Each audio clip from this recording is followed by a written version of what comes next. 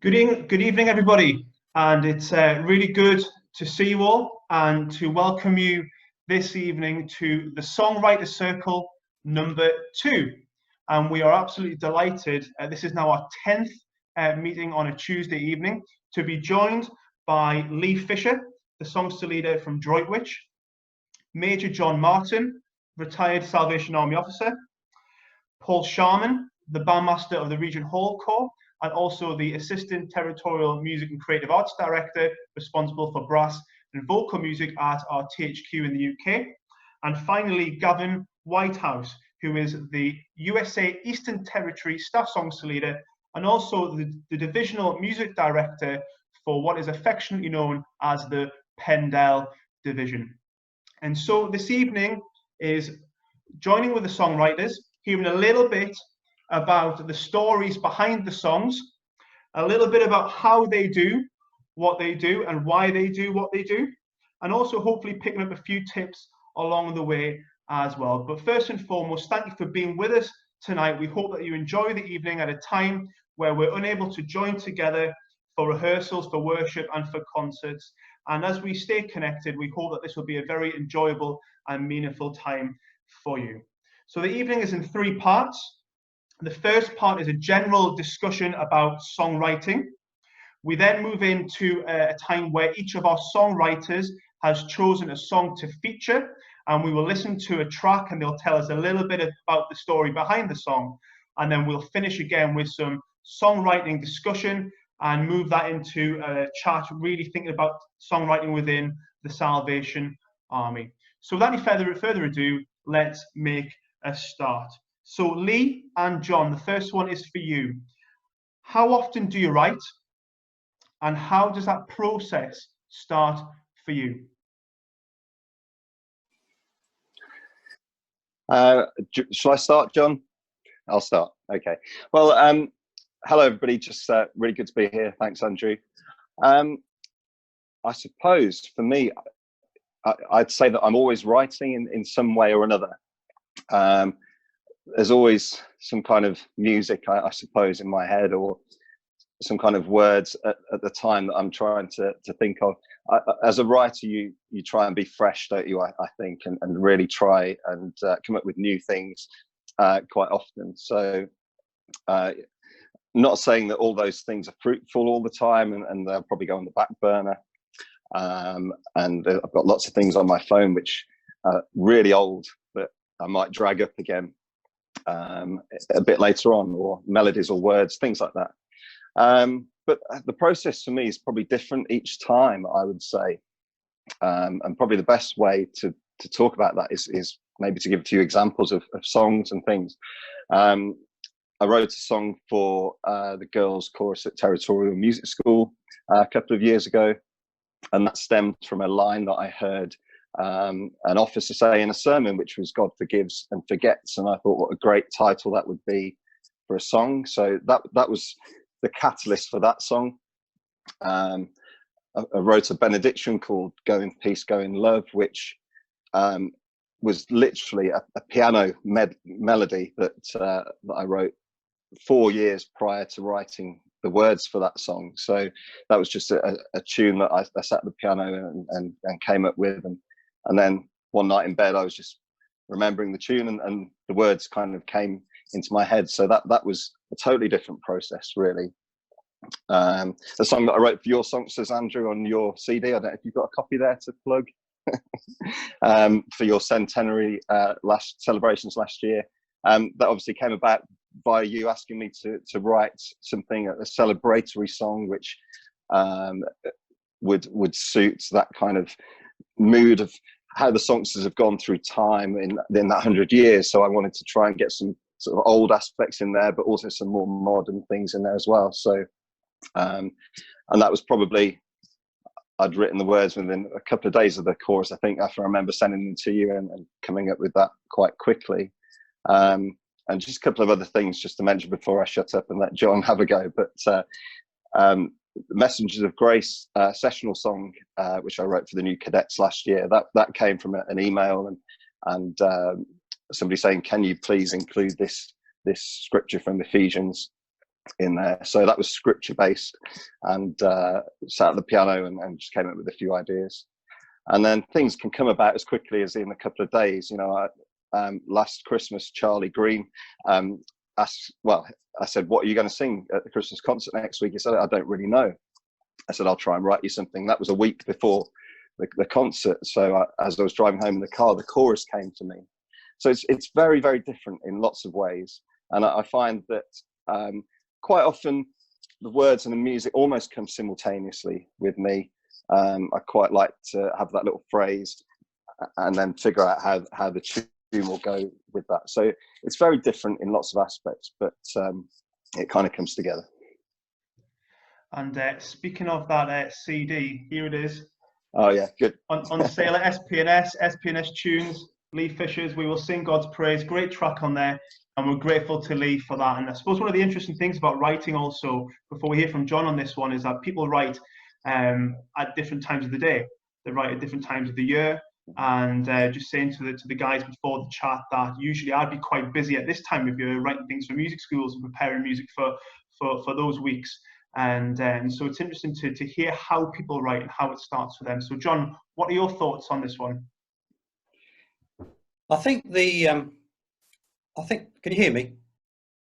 I think the how often is quite interesting. I guess we all have our own way of writing, and in terms of the time that we have, as a Salvation Army officer, I found myself in some appointments being able to write specifically for the corps or for the division or for a music school. And again, it does depend on what is going on, I suppose, in my life at that time. So how often is determinable by lots of other things. First and foremost, I'm a Salvation Army officer, so my appointment was always preeminent in everything that I did. And if I had time in that appointment, then I would try and write. I used to enjoy, certainly when I worked on divisional headquarters, of going to different corps and trying their piano out. A lot of you will know the power of a piano being there, and I used to enjoy just going to see what the piano was like and think of some of the great people who would have played those pianos. I remember when I was at Regent Hall, the piano at Regent Hall, which is a Steinway grand piano, I was drawn to that. As often as I could get to it, I would go to that place, and I've written quite a few songs from that piano. In retirement, strangely enough, I don't seem to be quite so keen to write or have the ability or the mind to write as much as I did when I was an active officer. I think the process for me, again, is slightly different.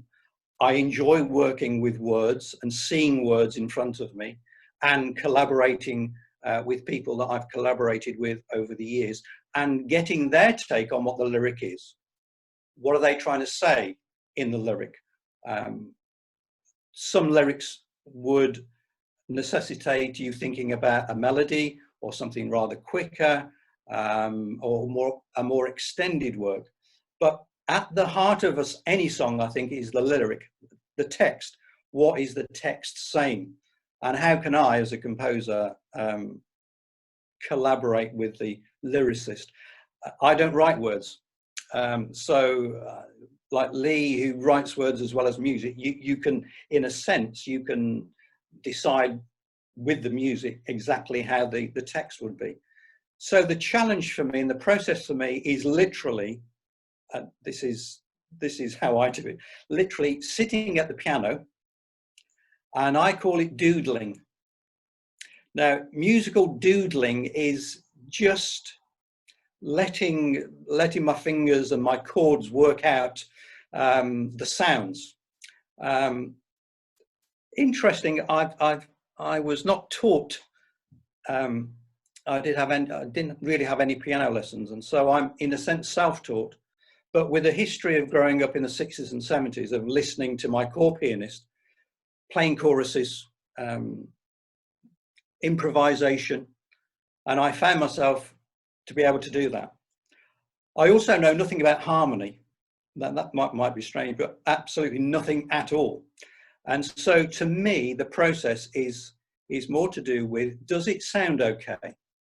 Is the sound that I'm playing on the keyboard, is that pleasing? Does it fit? I wouldn't know what the chord was, but as long as it sounds okay, then I tend to keep these things in. So the process is looking at the words, looking at the text, looking at scripture, praying, writing it down, and hopefully at the end, there's that collaboration between composer and author. Thanks, John. Always like a good doodle or a good messing around, those good music terminology, strong music vocabulary there. So but thanks for sharing that with us, really interesting. And I do concur that the piano at the Regent Hall is definitely one of the best in the army. Haven't had the privilege of playing on that when Millfield were down at the rink a few years back. So thanks for your thoughts on that, John. We're now going to move across to Paul. And the question I have for you, Paul, is that one of the main ingredients, another good solid musical term there, in writing a song is the melody. So one of the most important things in writing a song is a good melody. How do you approach composing a melody? And could you give me an example of one of the melodies that you've written and how that all came about? Well, thanks. Good to be here tonight. Yeah, as you say, the writing of a melody is key to a song, really. How you can make a melody memorable so that people are singing it, so it conveys the words that you're trying to convey there. And for me, it's writing a melody is like a sculptor with a big block. Like John, I don't write words. I don't like the lyrics. But when I'm writing a song, I always like to have the lyrics first. And when I've got those lyrics, I spend a lot of time with those, reading them through, getting the pulse of them, how they are, the structure of it, so that I can get some sort of rhythm in my head. What I tend to do then is one of two things. It'll either be going to the piano and doodling, as it were, and playing a few chord sequences while singing, a couple of ideas of melodies that fit the lyrics and the rhythm I've got in my head. And often that will just be a 4-bar phrase from the melody, which I will then jot down. I then try and develop that. So taking that melody and then using repetition, direct repetition, or just slightly changing something, or in a sequence, and fashioning through the melody in that way. It needs to, as I say, it needs to be memorable. That melody needs to be memorable. More recently, I've tried a different way of actually taking myself away from the piano, taking myself away from doodling on chords, and actually trying to write a melody. Sometimes I feel maybe the songs that I've done have been a little bit bound by the chord sequences, and rather than the melody itself. So I've tried a little bit to go away from that and jot down ideas or sing ideas into my phone that then I can play with later.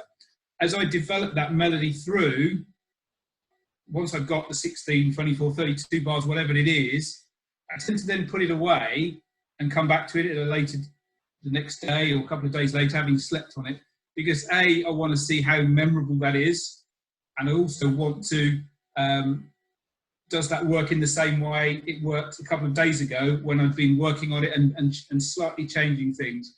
How does it sound now with a little bit of time away from that? So that's how I write the melodies. It is very much, most of the time for me, it's the work of sculpting it. So you're taking little bits away, adding bits. What shall we change that rhythm there? Shall we move that note up there? Until I've got something that I think works. The melody writing aspect of it, is the golden bullet really. It's how, and if anybody knows how to write that perfect melody, we'd be very rich people. But it's getting that right in the best way you can. And it is, as I say, for me, it is very much a sculpturing of it. Now some people will have melodies that will flow through them. So that's my process. Maybe a couple of examples of melodies I've written. there's a song we're going to hear later, God's Love, and it's a setting of God's love is as high as the heavens, God's love is as deep as the sea. And really, in that instance, I was looking at the words, what could I do? What are the important parts of those phrases? And I took the word, God's love is as high as the heavens, God's love is as deep as the sea. And in that case, I went up with the phrase for the high, hung on the high, came back down for the deep underneath that, and then structured the melody from there on. Another example is from one of my band pieces, which is Everlasting Hope, where I took 4 bars of an existing piece and developed that through into a 24-bar phrase, using aspects of that 4-bar phrase, but altering it slightly, making a contrasting phrase, then bringing it back. So it's how to structure that melody so it's interesting, so it's singable, and so it's memorable. And a good, strong melody line is just so important in constructing a song. And speaking as a music teacher, we emphasize that so much on our students when they're composing. You know, it's amazing the amounts of interesting leaps that they put in there, and different you know, things which you just wouldn't be a good singable line. And we do emphasize, you know, the sense of that hook, you know, that good little catchy bit as well, which is so important if you're going to write a good memorable melody. So thanks, Paul, for your thoughts on that one. Moving over to Gavin. Gavin, we're going to now think about the idea of that sense of completeness of writing a song. So yes, we've got a melody, but we're going to think now about the accompaniment. So the thing that makes it whole and as I say, gives it that completeness. And we're thinking about harmony, we're thinking about chords, we're thinking about rhythm. So this is the bit which people who are writing, maybe starting out, would find quite challenging or more challenging. And as a pianist, you've played many accompaniments over the years, the good, the bad, and the ugly, to use that turn of phrase. And you've got a good sound understanding of what works and what doesn't work, what you should do, what you shouldn't do. So how do you approach writing an accompaniment? Do you write it once the melody is established? Do you write it as you go? How does that aspect of songwriting work for you? Well, good evening, everyone, from sunny Philadelphia. It's in the middle of the afternoon here, but it's great to be with you. When I'm writing, I tend to most of the time have the melody pretty much in shape, but as I'm working on that melody, I might have ideas for chords and things like that underneath, and a style of the accompaniment. So often when I'm sitting at the piano, have some thoughts about the accompaniment, but I make sure the melody is intact first. And often, if I'm writing for a chorus, make sure I've got a sense of the 4 parts where the voice leading is going first, so that I don't come up with an accompaniment that I love that detracts or takes away from the voice leading, from where the voices are moving in the 4 parts. So I always do that. I like to sit at the piano, and having played a lot of accompaniments, you just see things that sit under the hands very well, and you can always, it's very easy sometimes to spot the non-piano playing composer when you see their piano parts. Sometimes I was privileged to be on the staff of North America Composers Forum that we had in January, and working with some younger composers and not so young composers. I could tell those that played piano and those that didn't just by looking at their piano parts, because they'd thrown notes into Sibelius or Finale, and it just wasn't playable. There was no way as a pianist that you could play those things. But also as a composer, I always like to think about who is going to be playing this accompaniment. As a songster leader, especially over a number of years, I've had the privilege of working with some really, really good, fantastic pianists. But I've also had the privilege of working with some other pianists who are, bringing on a young pianist who is in the first stages of accompanying a chorus or Songster Brigade. Back when I'm from Australia originally, and back when I was a core songster leader, my accompanist at one stage was our core officer, who was a very fine pianist. then they got moved, and so who's going to take up the next seat? Well, our corps officers coming in had a daughter who was 17 at the time, who I was teaching piano, but she was the next corps pianist, and so songster pianist. So I had to, when I was writing stuff, I was really mindful of that, that she would have to play these accompaniments, and so to make things not so difficult, not going to the nth degree of what I could do, but being aware of what other people, what mortal pianists, and I'm not by no means a wonderful pianist, but what can the average corps pianist play?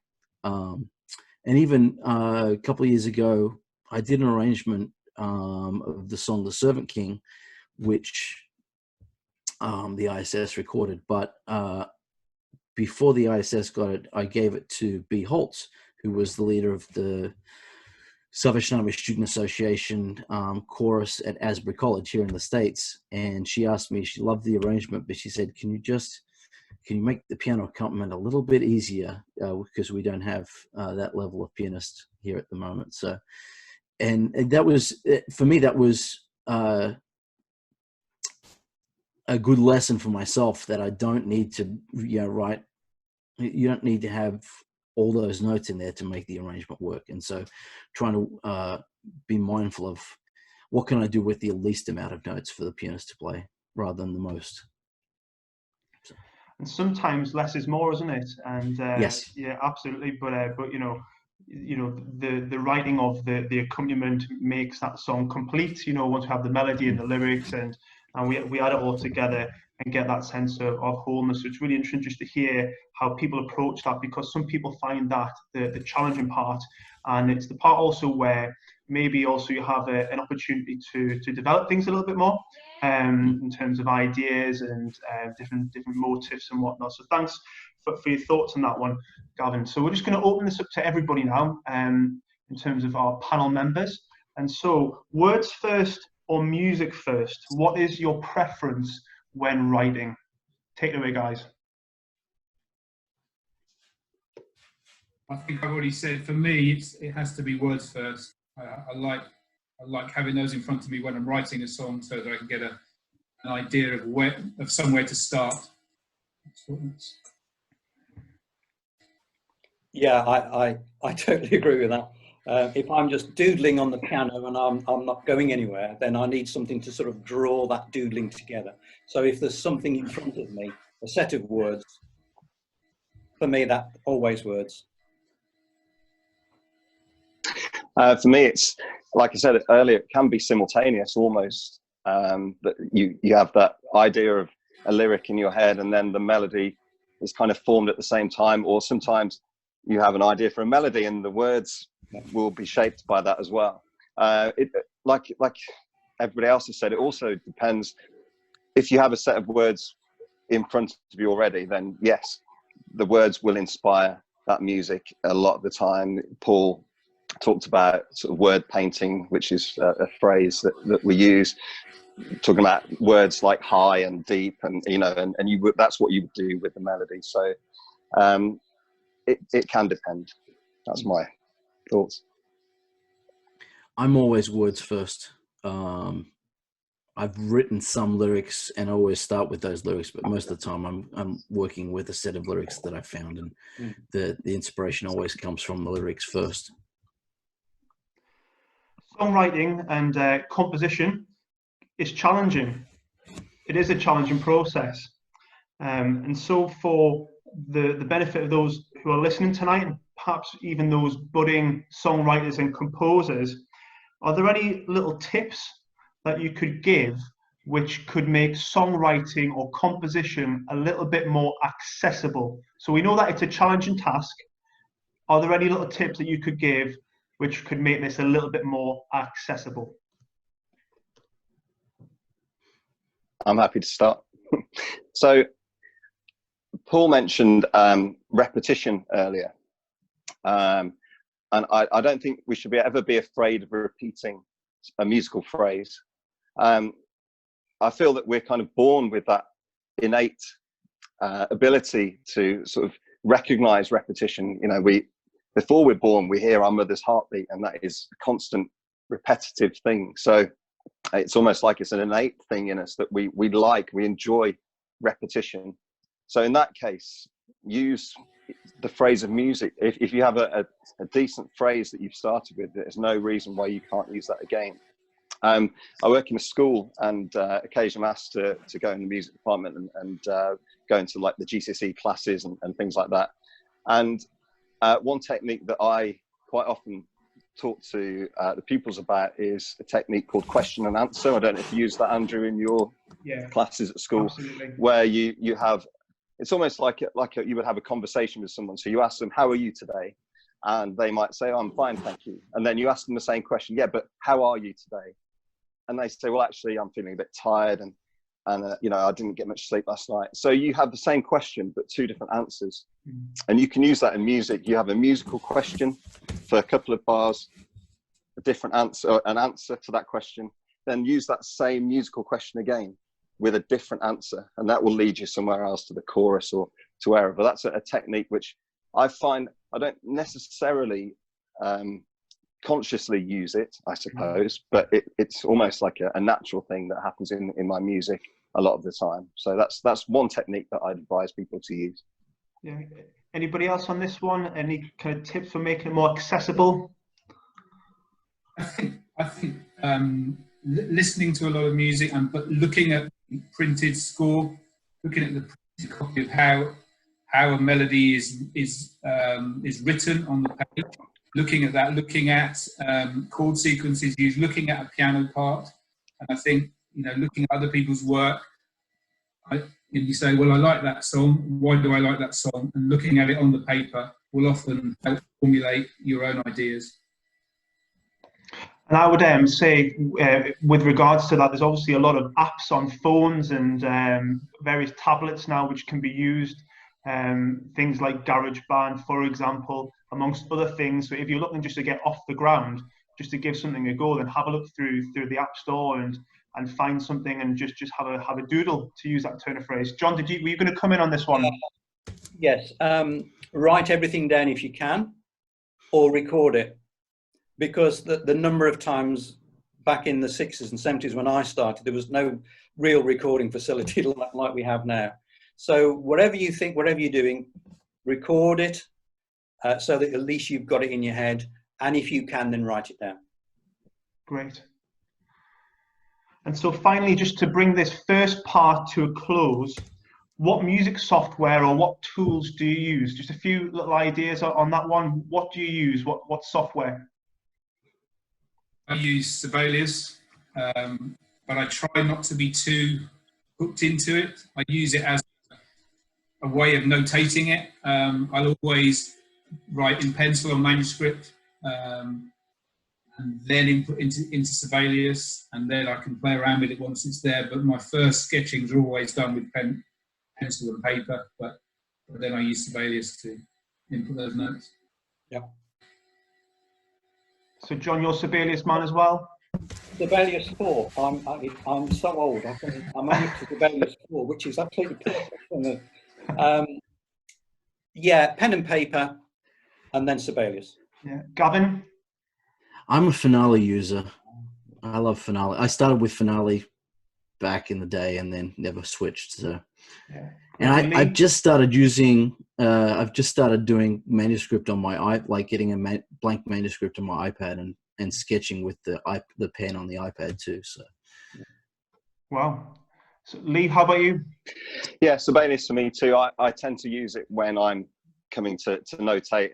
Although I find it quite a good tool actually if you're trying to write 4 parts and you want to hear what that sounds like. You know, it's not many people can hear it in their head, you know, a lot of the time. And so, and I'm not a pianist, so I'd much rather put it into Sibelius, hear what it sounds like, try and, you know, so if there's any clashes, any notes that shouldn't be there, and that's a really good way of doing that.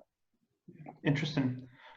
Well, thanks very much for that. And that's our first slot over, the first section. We're now going to move on to the second part, where our writers have all chosen a song to feature. And John, it's over to you. The piece I've chosen is called Everlasting. And the story behind this is that when Yoma and I were the corps officers in Hillingdon in West London, Jane Brill, who was at Hanwell as the songs leader, approached me and requested a song for the Scottish Music School. She was leading the girls' chorus. So Hanwell, 4 miles to the east, 2 miles to the west was Lieutenant Malcolm and Janet Martin. Janet wrote the words for this particular song. And the reason I've chose this is that the song is 25 years old, but was only published a few years ago. And I'm using this because composers often, when we write a piece of music, we have to let that music go. And the music goes in manuscript. It went up to Scotland for the music school. And then in the way that these things happen, it becomes sort of Salvation Army property almost, and it goes from one place to another. The next time I heard it was about 15 years later with the Amsterdam Staff Songsters singing it as a duet with a trombone solo that I hadn't written. And then it was used at different events. But the reason I've chosen Sue Blythe singing is that very often when we write music, we think it's for SATB, or in my case, female voices. But then it has a mind of its own. And I want you not just to listen to how Sue interprets the song, which talks about God's everlasting love, but how Nick King, who's playing the piano, embellishes with some filigree work in the accompaniment that I didn't write, but sort of matches so well with the song and with the concept of the song and the idea of the song. So this is Sue Blythe singing with Nick King's accompaniment, Everlasting. Thanks, John. And on the slide that you'll see in a few moments' time is also the details as to where that song is published. So if you want to look that up after this particular chat and use that with your own group, then obviously the opportunity is there to do that. So this is Everlasting.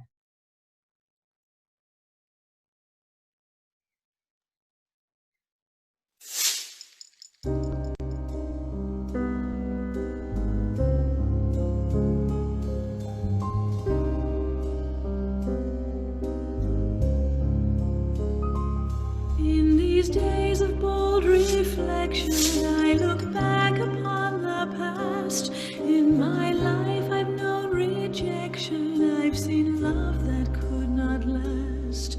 In these days of cold deception, I've been looking back to see who it was that showed affection, who was there to set me free.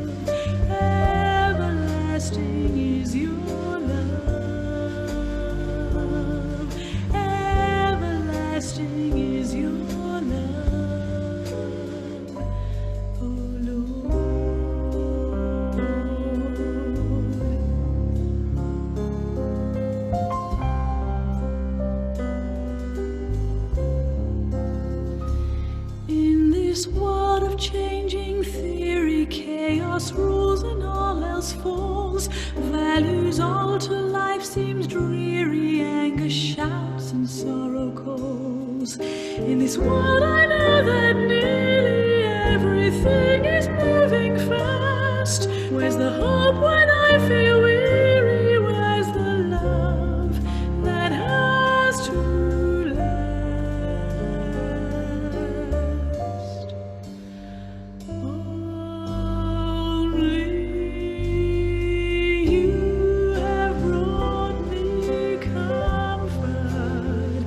Only you have nurtured trust.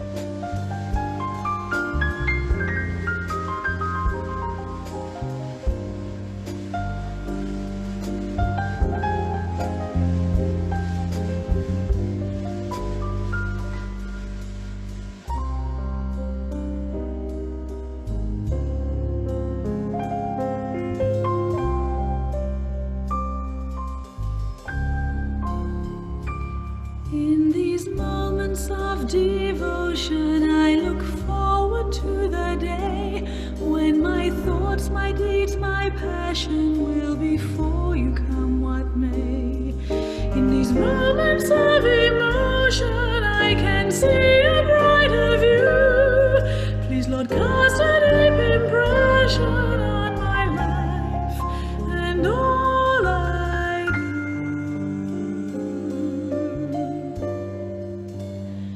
Only you have brought me comfort. Only you have nurtured trust. Only you have shown me heaven. Everlasting is your love. Everlasting is your love. Everlasting is your love. Is your love. Everlasting is your love. Everlasting is your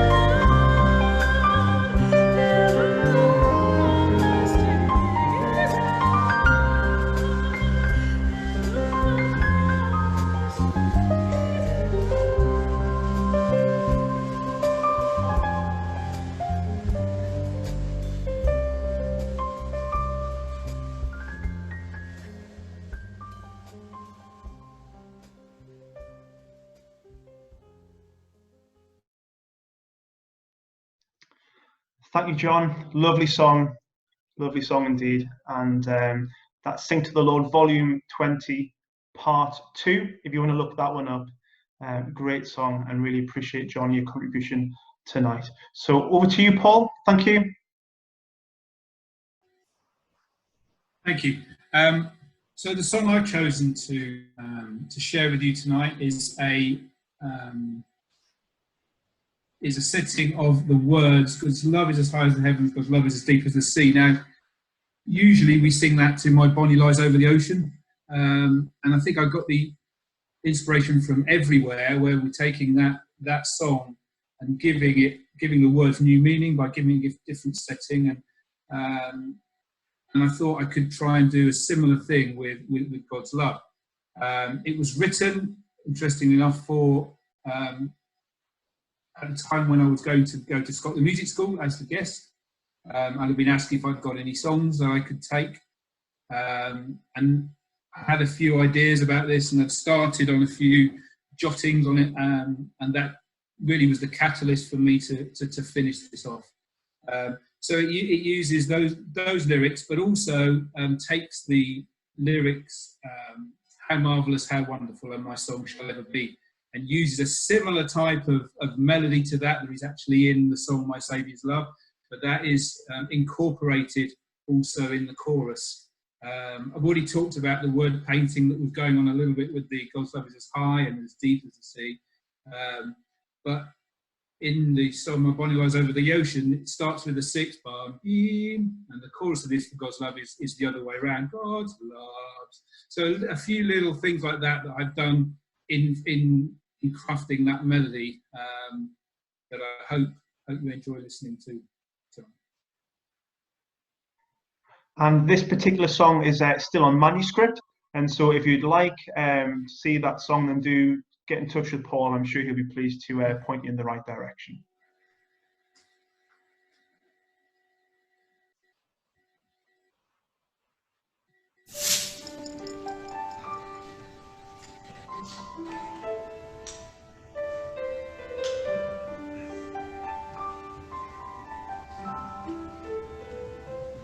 God's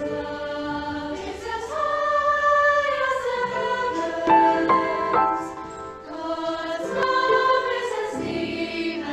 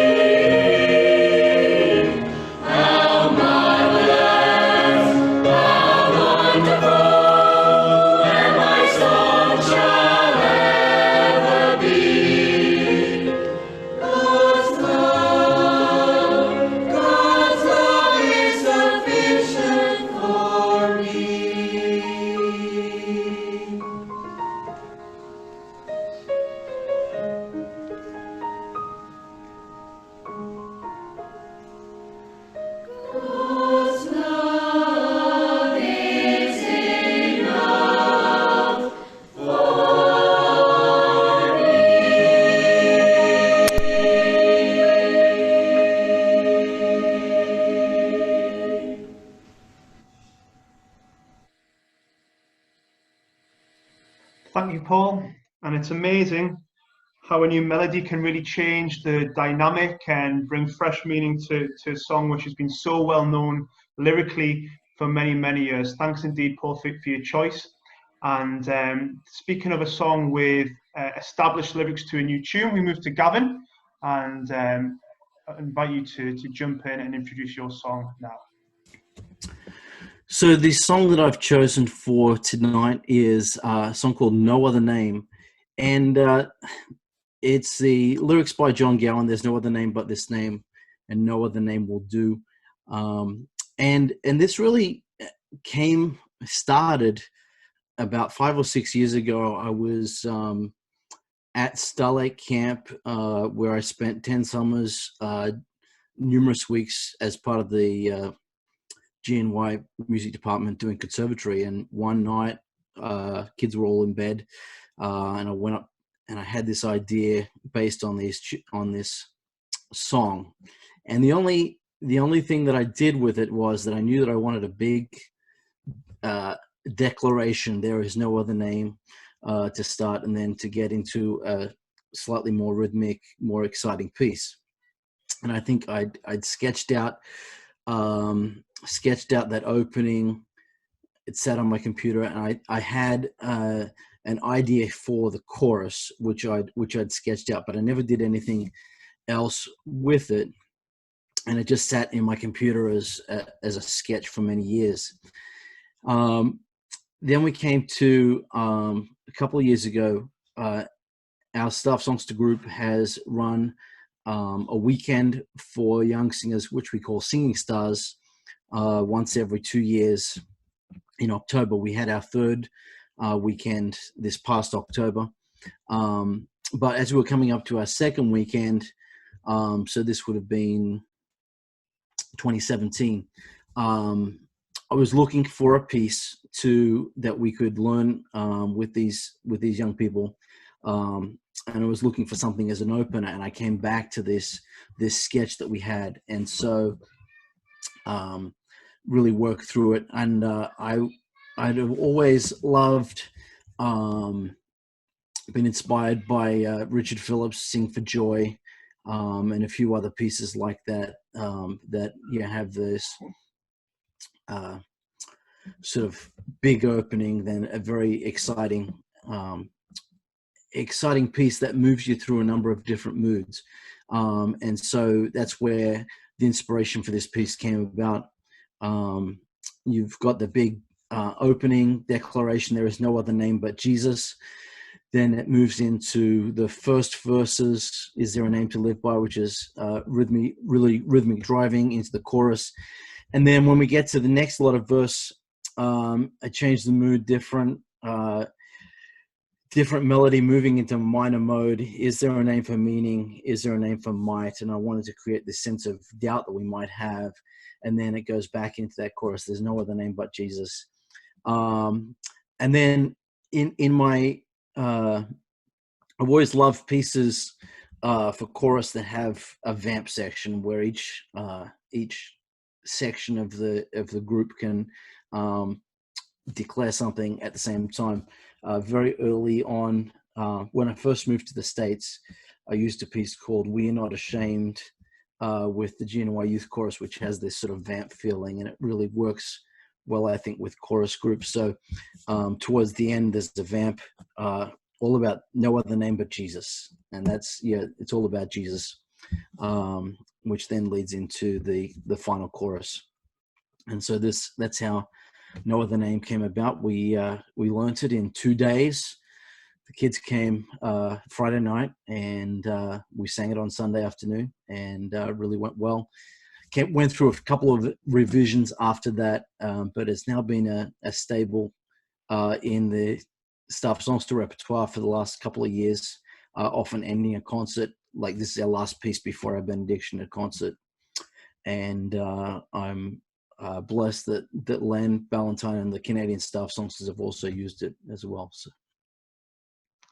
And this is also still in manuscript, so if you would like to get some information on getting hold of the piece, then do contact Gavin direct.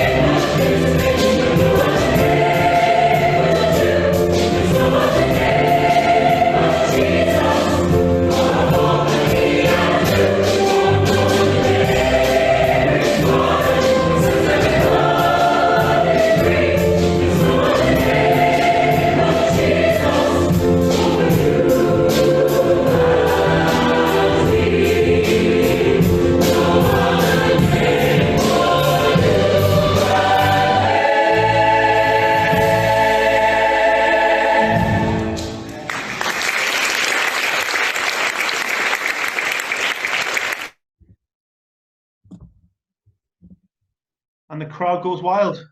They like that one. My mum texted me during that one, Gavin, to say she likes this song. So I think that might be a little suggestion that she'd like us to use that with our own songsters. So there we go. Pat on the back. Wonderful. And so finally, Lee, if you could unmute yourself, where are you? I've got you here. And we'll hand over to you for your song just now.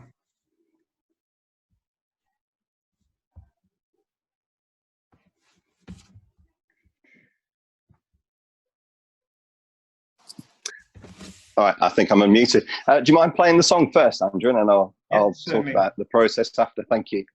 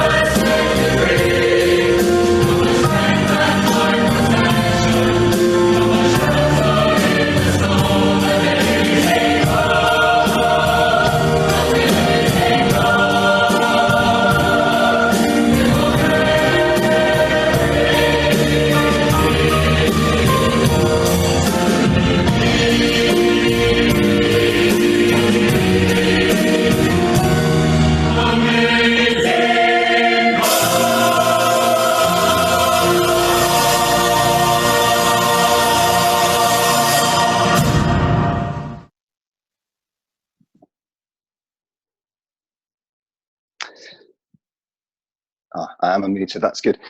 Thanks, Andrew. So this was my second song written for songsters, but my first effort at writing lyrics for songsters. The first song I wrote was Howard Davis's Words, The Wonder of His Grace. And as that one was about to be published, I emailed Howard and he sort of got back to me and spoke about writing and how he used to write using words from the songbook as well. And then he found that lots of other composers seemed to get there before him and managed to compose music to words that were already written in the songbook. So he thought, I'm going to start writing my own words. So that was his suggestion to me, really, to start writing your own words, see how that goes for you. So this was my first effort at writing words, and this was the result.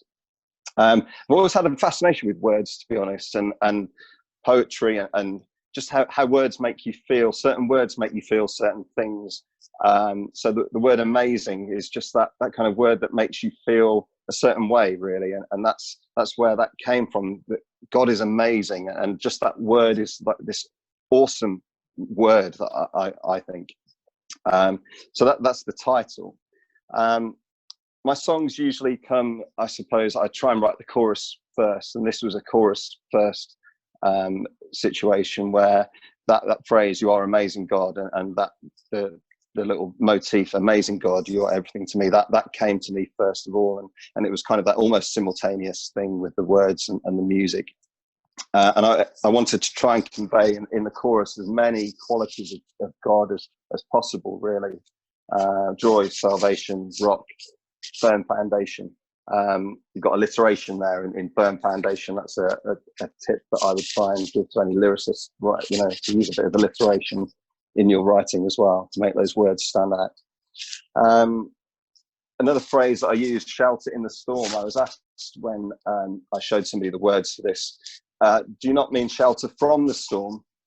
And I thought, well, no, because it's important to realize as Christians, we're not sheltered from storms. We're in a massive storm right now in the situation that we're in with the virus, and God doesn't shelter us from the storm, but he helps us in the storm. He is our shelter in that storm, and he's our peace during the hardest time. So I wanted to convey that in my song too.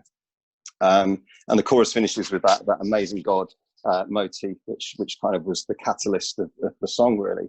The verses, the first verse particularly, I wanted to convey the vastness of God, how not only he created the universe, this amazing thing that we see around us, which is infinite, and yet he's created the tiniest seed as well. And also millions of people, he is God to millions of people, and yet he knows us individually. So that's what I wanted to try and convey in the first verse. The second verse is very much a version of John 3:16, I suppose. For God so loved the world that he gave his only son. So that was kind of the thing that took in the verses, and the little bridge part before the key change is it kind of looks at us then that we are weak, and sometimes we don't know where to turn, but then we have that realization that God sent his Spirit to be with us and to guide us, and that's kind of conveyed in the music as well with the chords that are chosen. In terms of the pattern for a song, I tend to have a pattern when I write songs, that you kind of have the lower pitched melody in the verse, and then you have to go somewhere for the chorus, and almost for that the title of the song is kind of almost the highest point of the song in terms of maybe dynamic or pitch. So I have that kind of phrase line in my mind of where to get to, and I find that quite a good way of writing as well for those of you who want to think about writing, to get that phrase line in your head. Where are you going to reach? Where's the peak of your song? In terms of the parts, that I find difficult, really. I'm not a pianist as such. I played keyboard since I was sort of 8 or 9, I suppose, and always messed around, but never had lessons. So I'm very comfortable in the key of C, but and everything else comes after that. So I'll sit at the piano and doodle is the word of the night, I think, and just try and come up with something. But the piano part then is the last thing I ever do, because I find that tough. But I think it's really important, and just as important as the song and as the melody. And I often start my songs with the idea of the title in that that introduction. So it gives the listener that they've already heard that title, but they don't know what's coming yet. But it's already sort of embedded in their mind as such. So it starts with that little phrase, "Amazing God," in the piano, and then there's often a few sort of nuggets of tune and things embedded around in the accompaniment to just give the pianist a bit of interest, but also to, again, subconsciously get that into the listener's mind as well. And just finally, talking about the ending of the song, I knew what I wanted to do with that sort of final "Amazing God" statement, really. And I wanted to convey that awesomeness and wonder of God with that penultimate chord that I used. And I knew it was different at the time when I wrote it, and I knew it was perhaps a bold thing to do.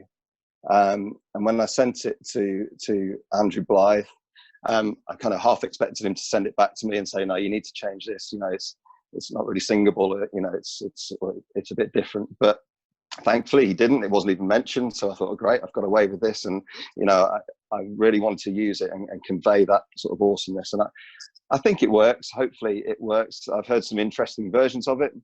Not least my own songsters when we were learning it. I mean, some interesting notes being put in, but, you know, now they seem to nail it, which is good most times. And I guess if you know, you know. So, but the song as a whole, it fits a lot of themes. Mentions the Trinity, mentions creation, salvation, love, prayer, sacrifice. So I wanted to write something that was accessible, that could be used in cause, you know, that show what God is to each and every one of us. And hopefully I've done that, and it's certainly an expression of what God means to me. Thanks very much, Lee, for that. And as we saw on the slide, that's published in the Sing to the Lord. So look that one out and give it a run through. Again, I had a few texts during the playing of that, Lee. Someone said about the tenor part being quite high. It's not. It only goes up to an F. That's certainly one thing that you have to think about, is when you're writing parts, you've really got to think, is this going to be singable? So yeah, I made sure it only goes up to an F a couple of times in the key change, and that's it. Yeah, and they'll do a great job here, and we'll look forward to getting that one out, because I'm sure that'll be very popular and has been so throughout the territory and beyond. So that brings to an end the second part of the evening. We now move on to the final section, where we kind of go back to talking a little bit about songwriting and thinking, pardon me, thinking specifically a little bit more about the Salvation Army and our songwriting within the movement. So John, is there a composer within the army who has influenced your writing? If so, who is it and why? Just to have one is so difficult. And but I grew up in a little corps called Hensford in Staffordshire, and in the 60s, the corps at Hensford was very much like any other corps. We were just smaller or larger. And a revolution took place in the 60s. At the end of the 60s, the musicals, but in 1964, the Joy Strings came onto the scene. And from that moment on, the music and words of Joy Webb have appealed very much to my heart and to my head. So she, I guess, has influenced me more than most others, not in my own style, but in the fact that she has written beautifully constructed, meaningful words, and melodic and accessible to most groups, large or small. And for a writer and a lyricist to get the word metamorphosize in a song, it's right up there. And so I would say Major Joy Webb. There are many others, but really she brought about, and the Joy Strings brought about such a revolution, I think, in Salvation Army music. And so I would pay tribute to her words and to her music, because they mean something to the heart as well as to the head. And so thinking about composers outside of the Salvation Army, Gavin, is there somebody who has influenced you, who is a songwriter or a composer outside of our movement? If so, who is it and why? Again, it's hard to nail down just one person, but I think if I was to think about a couple of writers that really inspired, when I was in late high school, when I was starting to do some writing, probably the two composers that had an impact on me was John Rutter, just for that beautiful choral sound, and Tom Fetke, when I first sang The Majesty and Glory of Your Name. That was like, that was just an eye-opening experience for me. So those two, and then recently,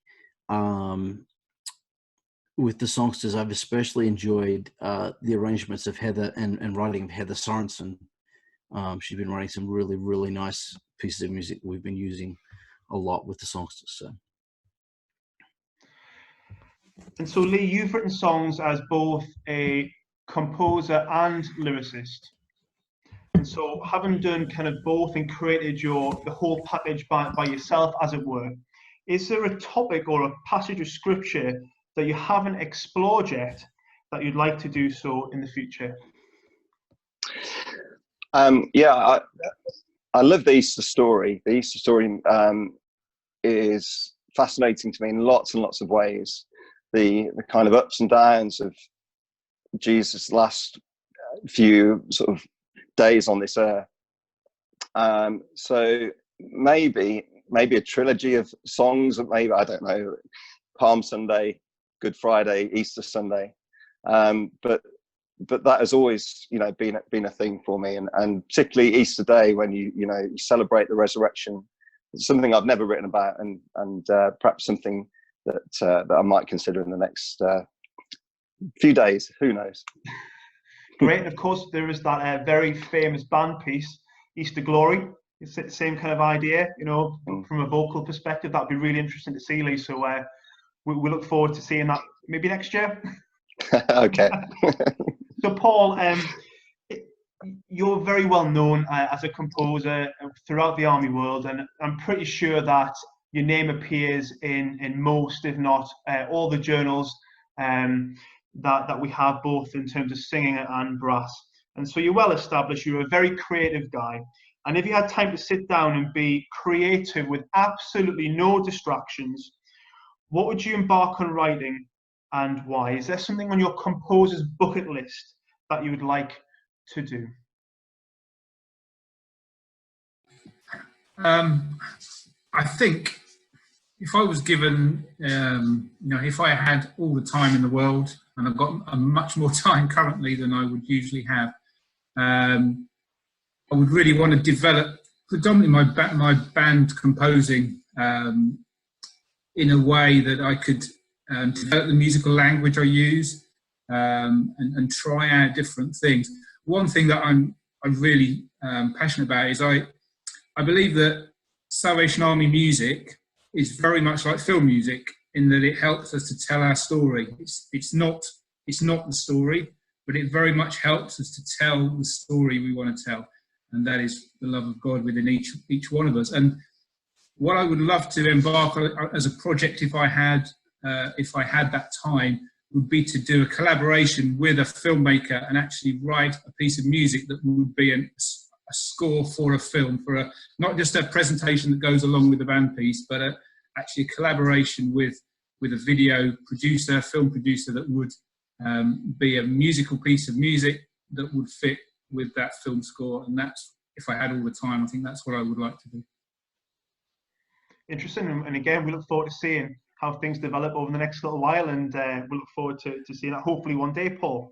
So this next question is open to any of our panelists, and we're thinking about the idea that Salvation Army music needs to be accessible. We know that if it's going to be published, there's a set criteria for getting it published, and it's got to be in a certain format for it to pass the test, if you like. And the question really for you is, have you ever wanted to do something, but you've been told to change it? Have you ever felt restricted at all? Are there any stories that you could maybe draw upon? We've heard about changing keys and things like that, but is there something, to develop Paul's question, something that you'd really like to do, but you feel as though it wouldn't quite hit the criteria? So the question is simply about this idea of getting things published, but is there something that you would like to do, or has there been something that you've done which you've been asked to change?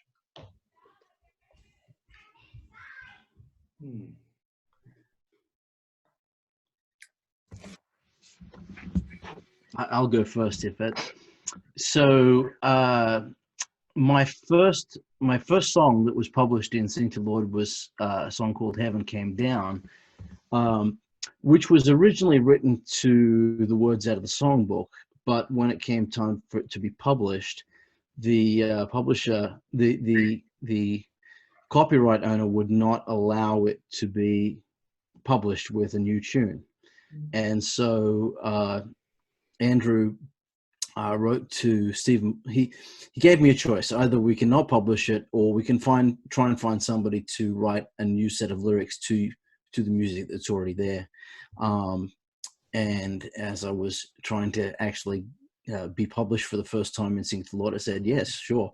And so Andrew sent the melody to Stephen Boxon, who actually wrote a wonderful set of words that really captured the essence of what the original tune was and the original words were all about. And so that came about that way. Great. Is there another thought on that particular question? Not really. I find it very difficult. I don't know what the other guys think. So I've completed a piece or a song. I find it very difficult about it. It's sort of, I've lived with it for so long. One example for me would be a band piece of mine called Quest that was written for Total Youth Band. In it, Steve wanted a few bars that would really challenge the band, and I wrote a mad 16 bars, 32 bars that were very difficult. Actually, looking back, didn't really fit in with the style of what was around it. But I had to put that piece away for a good while because for publication or for playing, it didn't really sit with me, either the difficulty of it or it being published in that way. So, and it took advice of another composer to say, why don't you try this with it? And I did, and it seemed to work. But yeah, the overriding thing for me is once I've got something down on paper, I've lived with it for so long, it's sort of grown up with me, then to change it, I find very difficult. Yeah, interesting. I think, John, over to you. Just a fascinating story. I wrote my first piece of music when I was 14, but it wasn't published until I was 21. And I wrote it in the key of F. And when it was published in 1970, it was in 3 sharps. And I'm only saying that because I couldn't play it. When it was published, I simply could not play it because there was accidentals and I was not competent enough to play it. And it was Ray Stemman Allen, who at the time had changed it to put guitar chords in. So I think for composers who send music in these days to Andrew, you never quite know how it's going to turn out. I think if you become established, then it's pretty much, you know, it's going to be nodded through and there won't be a lot of change. But for an aspiring young composer, please don't get too put off if something is going to change from your piece of music. It's important still to keep writing if you can. Absolutely. Just to pick up on that, if you don't mind, I think it's really important to think about what you're doing with the parts, as I mentioned before, that you don't make things too high for certain, you know, for the men, for example, or too low for the ladies. You really think about what you're doing with the piano part as well, because, you know, that quite often, like John said, can get changed. And so I find it, because I'm not a pianist, I know, like my core pianist, Keith, for example, he plays through my stuff, and some other friends that I know who are excellent pianists who will play through my stuff and say, right, I think you need to change that bottom note down there, or in terms of your, you know, how you're voicing it, or so get somebody to look at your music before you even try and send something to music editorial, and that way you can iron out those kind of things that they will want to iron out themselves, and it will save them time, it will save you a lot of time. So just do that initially, I would suggest. Yeah, great, thanks, Lee. So penultimate question for the panel, and really this is talking about new trends and looking at new things which are developing songwriting wise, yes, within the Salvation Army, but within the Christian church. And we've seen some groundbreaking worship songs written by other denominations like Hillsongs and Elevation, Bethel. And some of these songs have found their way into Salvation Army worship. They've become very popular. We sing them very enthusiastically, and they are very much part of our worship services. Do you think that we're a little bit behind maybe in the style of writing? And do you think we should be looking to write music like these other denominations a little bit more, as well as producing what we currently do? What are your thoughts on that one?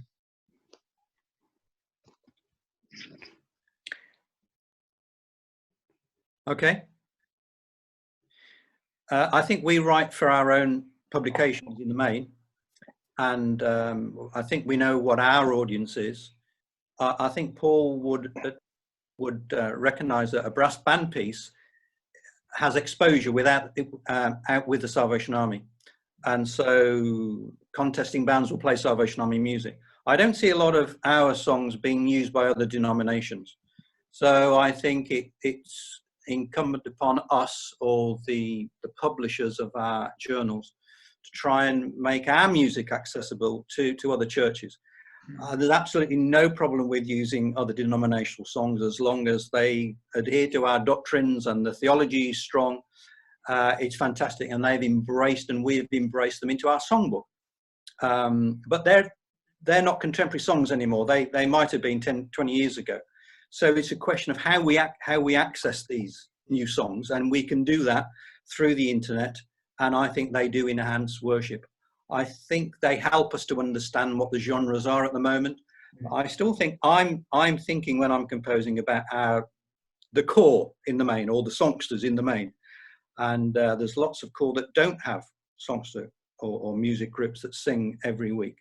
So yes, let's embrace them, but let's try and get our music is fantastic all through the years, but I don't see other denominations use it, and I think that's sad for me as a composer, and probably sad for the wider church.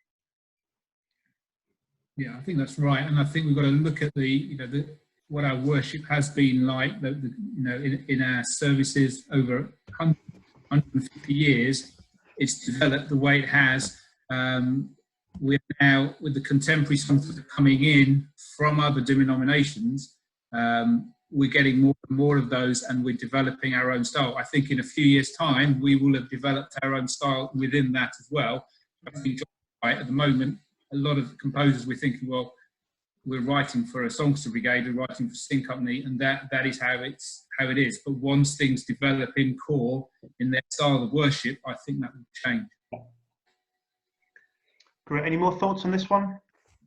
I think, in terms of contemporary worship too, our contemporary groups lean towards what they hear on Christian radio. There's so much, music from other denominations gets a lot of airplay on Christian radio, where you can find it very easily on the net, and so they're drawn towards what the newest song is. Whereas our publications, even our territorial contemporary groups, anything that they do from an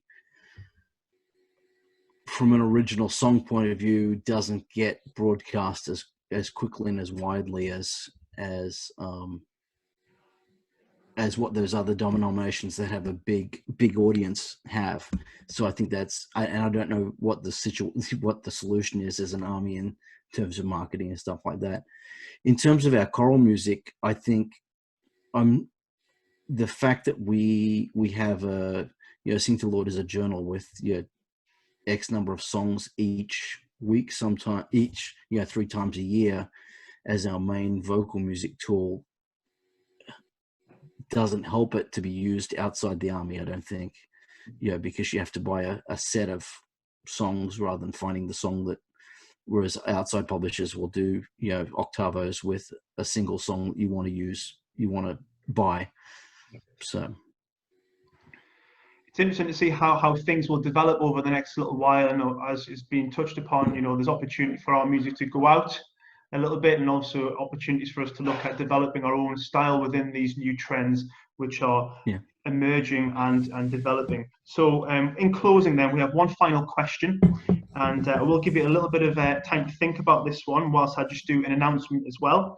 So in closing, please could each of you share either a songwriting top tip or a hope prayer for Salvation Army songwriting moving forward. So one of the two would be great, just for the benefit of time. So if I just give you a little chance to think about that. And on the screen should be an advert for our next Songwriters Circle, which is in 2 weeks' time. And that will feature Major Yvonne Field, Bill Himes, Nick King, and Nick Samuel. And the details are on there. There's also an event page on Facebook as well, and we'd love to see you there in a couple of weeks' time. It's great that Major Yvonne is on the call this evening. If I just find you on the screen, if I just bring you in, if I just unmute you, Yvonne, can you hear me? And can you speak? Hi there. Yes, I can. Hi. Super great to see you. So in a few moments after this final question, now that we know that you're all up and running, if you wouldn't mind closing in prayer, would be very much appreciative of that. But firstly, if we go back to the panel, just for this final question then, top tip or hope or prayer for Salvation Army songwriting moving forward. We'll go in reverse alphabetical, which means we start with Gavin. If you're a young and inspiring composer, I would say try and write an upbeat song if you want to get to published in Sing to Lord fairly quickly. If you write a slow song, unless it's a real hit, it'll take a while. But we need more upbeat songs in the repertoire that are good and solid. Great, thanks, Paul. For me, I think it's as songwriters and as musicians within the Salvation Army, we need to bathe everything we do in prayer. And it's when you're writing, I always give it over to God when I'm writing. When you send it up to be published, give it over to God. And I think just bathing everything we do in prayer and ask God to bless our music. John? I think be true to yourself, be independent, be creative, and write with the vision that God can do great things through music, but especially through the text. And Lee? Yeah, don't be afraid to do something. Just give songwriting a go. That's what I would say. If you've got an idea for a theme or something, just come up with a little verse of a poem, and then you can think about how the music will fit with that. If you sit at the piano and just you can only play a few chords, then just play around with those chords, see what you can come up with, try and add a new chord into your repertoire, and just really give it a go, because at the end of the day, what can happen? You know, you might write something that will bless somebody and be used for God, and that's just a fantastic thing. Absolutely. And so on behalf of me and on behalf of everybody who's tuned in tonight, a very, very big thank you to our 4 songwriters. We really do appreciate your time and your expertise. Thank you for what you do. Thank you for what you do so well, but above all, thank you for who you are. And we look forward to seeing what you produce in the future, particularly during this period of lockdown where maybe there's a little bit more time on your hands than what you usually have. But, you know, sincere thank you for what you've done tonight and for what you've done for music, will do and continue to do in these future days. And so just 2 verses to finish with. These 2 verses I use very often in signing off from these Zoom meetings, but I think they're so relevant to what we're talking about in these meetings. And so Ephesians 2:10, God created you to do amazing things. And 1 Corinthians 15:58, always work enthusiastically for the Lord, for you know that whatever you do for the Lord is not a waste of time or of effort. So to our 4 songwriters and to everybody who was logged on this evening, keep doing amazing things for the Lord. Keep doing that personal best. Keep doing that personal best with the gifts, the talents, and the skills that He has given you, knowing that whatever you do for Him is never a waste of time or effort. So thank you, Yvonne. If you'd pray with us, and then we will sign out with the call. Will do. Thank you. Let's pray together at the end of this session. Father, we thank you for this very stimulating time that we have shared together, with so much creativity and varying experiences. I pray your blessing particularly over Gavin, Lee, Paul and Martin Thank you for all that they have contributed to our life and worship within the Salvation Army. Lord, our experiences are very different. We express ourselves in very different ways, but may the music that all these great guys have written continue to bless, inspire, and encourage people as they listen, for the sole aim is to bring people to you. As we express our praise through music, Lord, give them new ideas, excite them, inspire them, so that we will hear more great music from these guys. Thank you, Lord, and thank you for Andrew and the work that he puts in to encourage us all in this new online ministry. How exciting and how great it is. We love it. So thank you, Lord, for giving him the idea. And now, Lord, as we go back to our own homes or whatever, pray that you'll continue to bless us, be with us, and keep us in your care. Amen. Amen. Thank you, Yvonne, and thank you, everyone. Stay safe, stay well, and feel free to sign out the call when you're ready to do so. Thank you.